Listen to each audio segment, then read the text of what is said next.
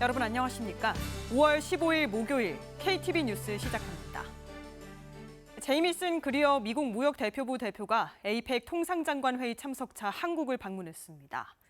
그리어 대표는 내일 안덕근 산업통상자원부 장관과 회담하는데 한미 관세협의 중간 점검이 이뤄질 것으로 보입니다. 이혜진 기자의 보도입니다. 오늘부터 이틀간 제주 국제컨벤션센터에서 열리는 아시아태평양 경제협력체 에이펙 통상장관회의. 21개 회원국 통상장관과 세계무역기구, 경제협력개발기구 등 국제기구 고위급 인사들이 모이는 자리입니다.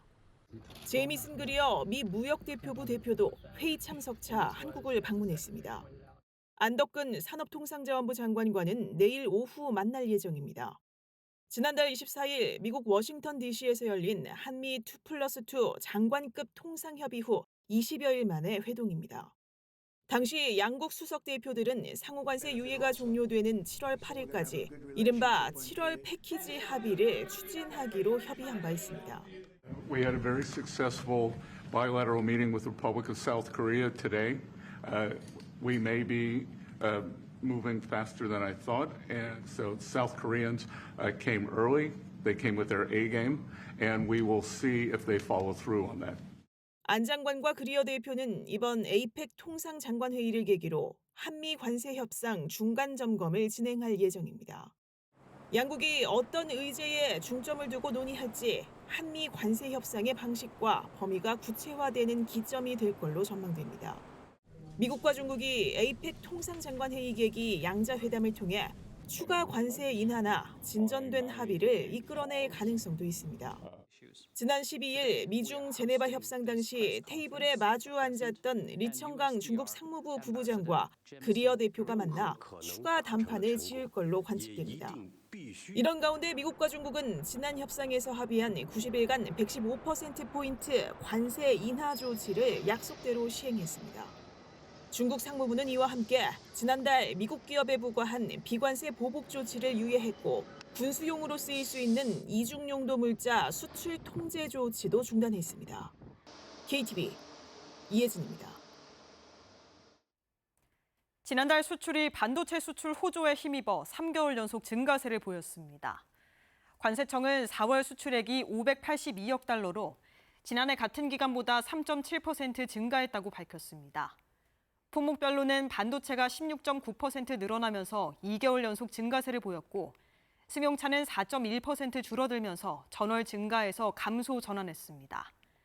같은 기간 수입은 533억 달러로 2.7% 감소했고 무역 수지는 49억 달러 흑자를 기록했습니다. 국외 이전 규정 등 개인정보보호법을 위반한 해외 직구 서비스 테무에 과징금 13억 6,900만 원이 부과됐습니다. 개인정보보호위원회 조사 결과 테무는 한국과 중국, 싱가포르와 일본 등 다수 사업자에게 개인정보 처리를 위탁하거나 보관하고도 이 사실을 개인정보 처리 방침에 공개하거나 이용자에게 알리지 않은 것으로 확인됐습니다.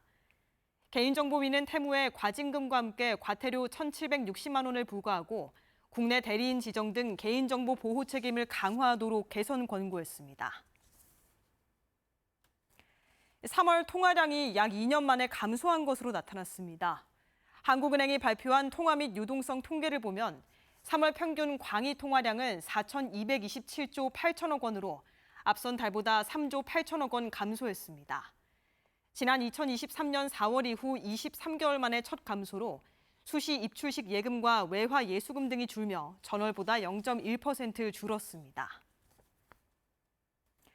도로 위 차량들이 주행 정보를 주고받으며 실시간으로 소통하는 기술이 본격화되고 있습니다. 보행자는 물론 신호등과 같은 교통 인프라까지 연계해 다양한 정보를 제공하게 되는데요. 도로 교통에 획기적인 변화를 가져올 전망입니다. 김유리 기자가 취재했습니다.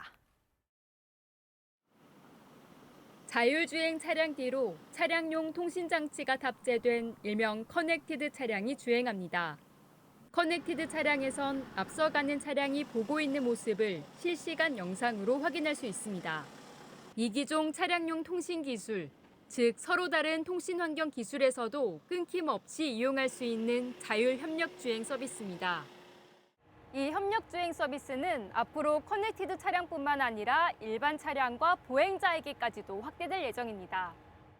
이 기술이 확장 개발되면 교통사고가 발생할 위험이 있을 경우 즉시 긴급 알림을 제공할 수 있습니다. 정보를 제공받은 주변 차량은 미리 속도를 줄이거나 정지할 수 있어 도로 위 안정성이 획기적으로 높아질 거로 전망됩니다. 신호등, CCTV와 같은 교통 인프라까지 도로 위 모든 것이 연결되기 때문에 도로공사와 교통정보 등 다양한 정보도 제공할 수 있습니다.